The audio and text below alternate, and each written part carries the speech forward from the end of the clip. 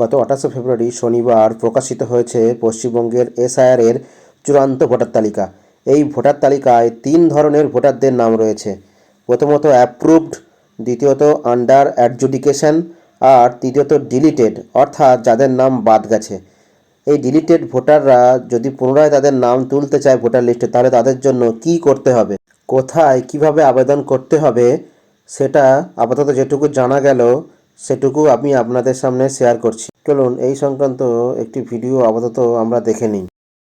যাদের নাম বাদ গিয়েছে তারা কিভাবে আবেদন করবেন, তালিকায় যারা ডিলিটেড তাদের ফের আবেদনের গাইডলাইন দেওয়া হয়েছে। খুব ইম্পর্টেন্ট, তার কারণ বাতিল নাগরিকদের আবেদন কিভাবে তারা করতে পারবেন সোমরাজের কাছ থেকে জানবো। সোমরাজ, খুব ইম্পর্টেন্ট এই বিষয়টা, যারা দর্শকরা দেখছেন এই মুহূর্তে নিউজ 18 বাংলা, যাদের নাম বাদ গিয়েছে তাদের মধ্যে, তারা তাহলে কিভাবে আবেদন করবে, প্রসিডিওরটা ঠিক কি, গাইডলাইনে কি রয়েছে?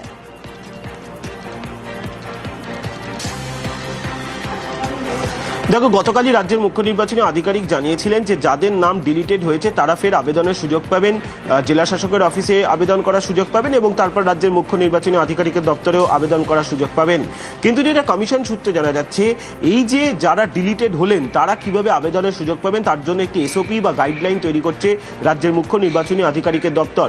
একটি নির্দিষ্ট ফরম্যাট দিয়ে দেওয়া হবে যারা আবেদন করতে চাইবেন তাদেরকে। এই ফরম্যাটের মাধ্যমে সংশ্লিষ্ট ভোটাররা যারা বাদ গিয়েছেন তারা আবেদন জানাবেন আবার কমিশনের কাছে, এবং সেই আবেদন জানানোর পর জেলা শাসকদের একটি নির্দিষ্ট সময়সীমা দিয়ে দেওয়া হবে যে কতদিনের মধ্যে সেই আবেদনের বা সেই অভিযোগের নিষ্পত্তি করতে হবে জেলা শাসকদের। এই ফরম্যাট সহ এসওপি বা গাইডলাইন আগামীকালকের মধ্যেই পৌঁছে যাবে জেলা শাসকদের কাছে। রাজ্যের মুখ্য নির্বাচনী আধিকারিক মনোজ কুমার আগরওয়াল এই নিয়ে আজকে দুপুরের পর একটি বৈঠক করবেন মুখ্য নির্বাচনী আধিকারিকের দপ্তরে, এবং তারপরেই সেই গাইডলাইন চূড়ান্ত হয়ে যাবে।